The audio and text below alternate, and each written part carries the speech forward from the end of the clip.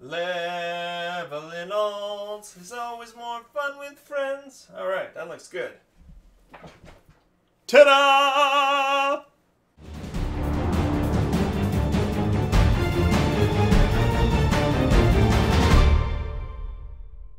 Howdy folks, and welcome back to another episode of Tyria Talk. My name is Richard Procopio, aka Bog Otter, and this show is all about Guild Wars 2. Today is episode number 64, and today we're going to be talking about my impressions of the Festival of the Four Winds. But before we get into today's topic, I have a new backdrop over here. I just wanted to thank ArenaNet for sending me this. They had this extra banner here showing this impressive looking char. I don't know, is that Ritlock specifically, or is that just random Guild Wars 2 char? I don't know, it could go either way, but it's super awesome and I love the way it looks. So thanks again to ArenaNet for sending this to me, and now on to today's topic. I want to start by sharing my thoughts on the boss blitz in the Queen's Pavilion, the Crown Pavilion and the Queen's Jubilee. Yeah, that's the ticket. So I wanted to share my thoughts about that because I know a lot of people have been talking about it. What they did was they took the mechanics that were there last year, right? They would actually have two different bosses spawn at a time, random different bosses, and you could just run through and kill a bunch of trash while you're waiting for them and stuff like that. And they turned it into something quite different. The boss blitz is basically all of the bosses will spawn at the same time when enough people donate gold to the Helotron. So triggering an event with gold is I don't know how I feel about that. That's kind of an obvious gold sink. Like, here we go. We took away repair costs, but hey, if you want to play this new event, you got to pony up some cash. So, but that's beside the point. So what happens is you spawn these 6 bosses? No, it's 5 bosses at the same time. No, wait, it is 6 bosses. There's 6 bosses in the Crown Pavilion, I think. What happens is the quicker you can kill all 5 bosses with anybody else that happens to be in the zone, the greater the reward. And so what immediately happened is people zerged up and they started trying to take out these bosses as quick as possible in a big group mass. And it just doesn't work. They basically made this anti-Zerg in that the health of these things scales up so great that it just takes forever to kill one of these bosses. So the first night or two of the patch, I would go in there and it was just so unfun. It was incredibly boring. You would sit there and, I don't know, 10 minutes for one of these bosses it would take to kill when you're in a big Zerg, and it's just sitting there mindlessly hitting the buttons. And you would get bronze. You would get the slowest score and get very little in the way of reward. So it was immediately frustrating.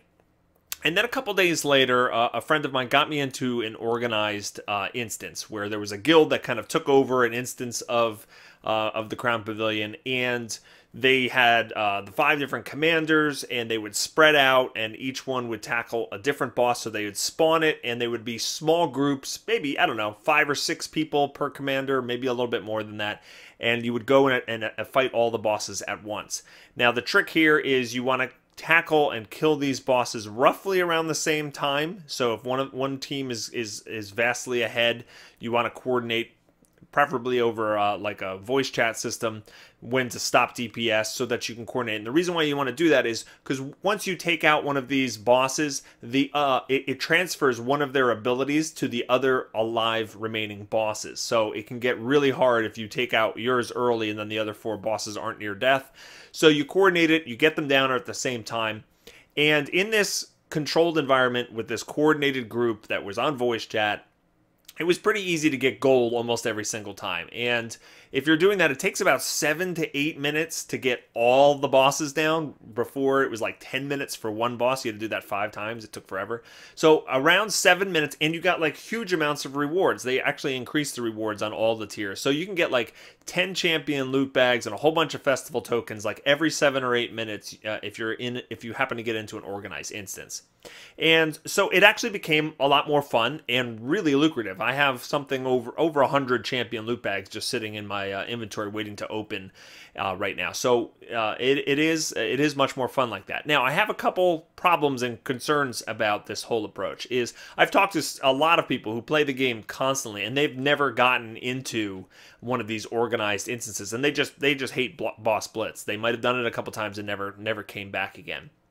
And we're seeing this trend over and over again where there's this content that is challenging, and there's this content that does take coordination, but it's all just out there in an open instance. And unless you're in one of these mega guilds, with 100 plus people that organize these things on TeamSpeak, you're really not going to be able to experience the content the way it's meant to be experienced.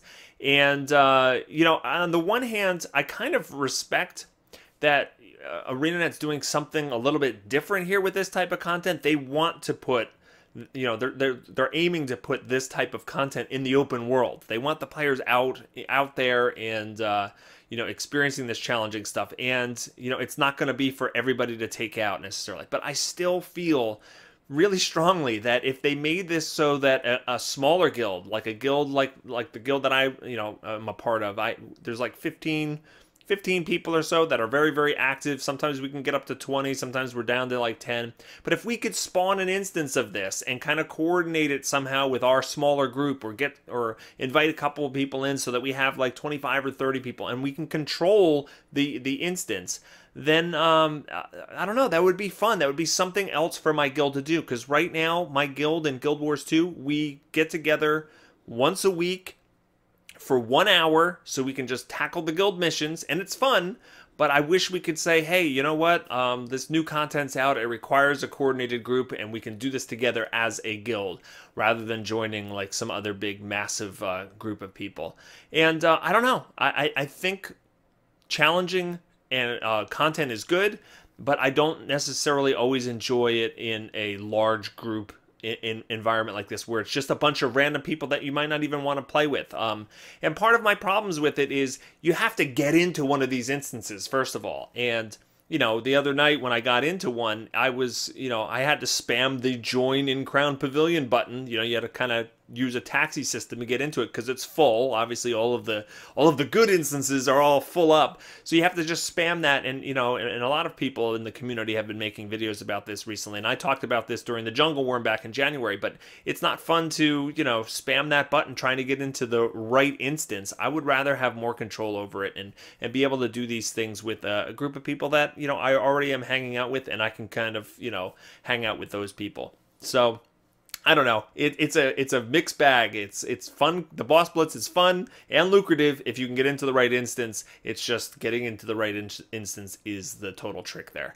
So that's just one big piece of my feedback. Now, the other part of the Crown Pavilion is they did bring back the bosses in the Queen's Gauntlet. I absolutely loved that content when it came out last year. I love solo challenges like that where you have to tweak your build and your strategy and maybe even your gear and your consumables to beat some of these bosses because they get really tough, and especially if you have a bunch of gambits active to make it more challenging. What I love even more about it this year is that you can kind of reset your traits on the fly. That is such a great thing for this, because I remember last year having to like run down to the trainer and respec and then come back up and make another attempt and go, oh, that didn't work, I want to change some other things out. So now you could just tweak it on the fly, and that's awesome. I'm a little disappointed we didn't get at least like a couple of new bosses. It would have been great to have like another tier that comes out above what they already have in place. Just maybe 3 more bosses or something brand new. I do like that they're challenging you to beat Liadri again, and they're going to give you a new title for it, so there is a new reward. And but otherwise, I love this content. I just wish there was a few more bosses in there to make it kind of that much more special. Now, getting on to some other things. Lion's Arch is partially rebuilt. When I first read the patch notes and I saw that you could go back to Lion's Arch, I was disappointed a little bit, because I thought we should have more time with it totally like wrecked and that not being the central hub anymore. But now that I've played it in game and saw what they did, it's still a wreck. It's still a mess. It is not back together. But so I'm okay with how they handle this. It is a little interesting that they have a bunch of new hubs now set up in Lion's Arch. So there's crafting stations and banks and trading posts and in several different locations in Lion's Arch. And it kind of gives you that feel of refugees coming back into the city and like trying to set up camp, and it's kind of like a little bit impromptu. But I wonder if they're going to keep that mentality, if they're actually using this devastation of Lion's Arch as a way to kind of redesign it now that they're, you know, almost 2 years out of launch. Maybe they do want to have several different hubs in this main city so that everybody doesn't congregate in the same area. Maybe that is for performance issues, you know, different server loads or whatnot.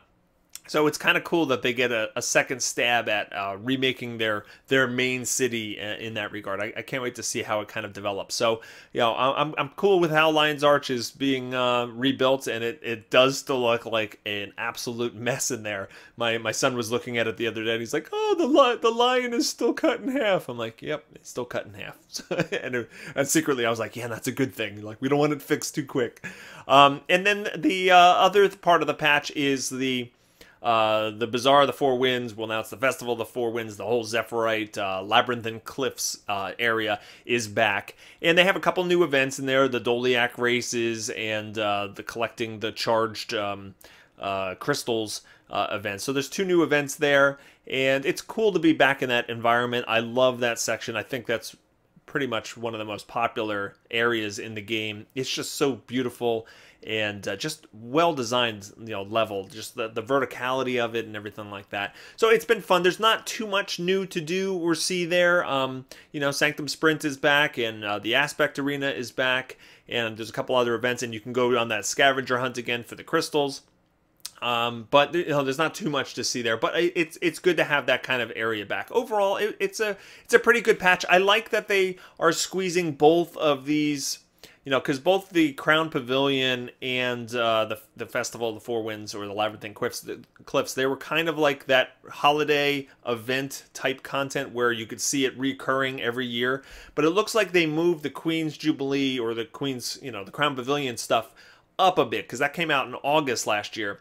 And I think what they're doing is they're saying, you know what, people want to see this again. They don't want to go like 2 years without seeing this content again. But it didn't necessarily fit into their plans for the season 2 of the Living World. So they're bumping it up early here and putting that in. And I suspect that, you know, in season 2, we're not going to actually go back to the Crown Pavilion as a result. I wouldn't be surprised if they do like Dragon Bash, another kind of festival that might not fit into the Living World. They might do a Dragon Bash before season 2 begins, because I'm not anticipating this at this point that season 2 is going to begin until, you know, maybe late June, maybe even into July. I think they're going to give enough time for the China launch to really settle in and players to level up to max level before introducing that.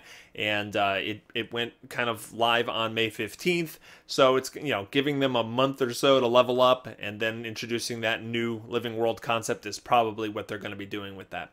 So overall, a pretty good patch. Some filler, not too much to do. I do have some concerns about that, you know, the way that they handled the boss splits.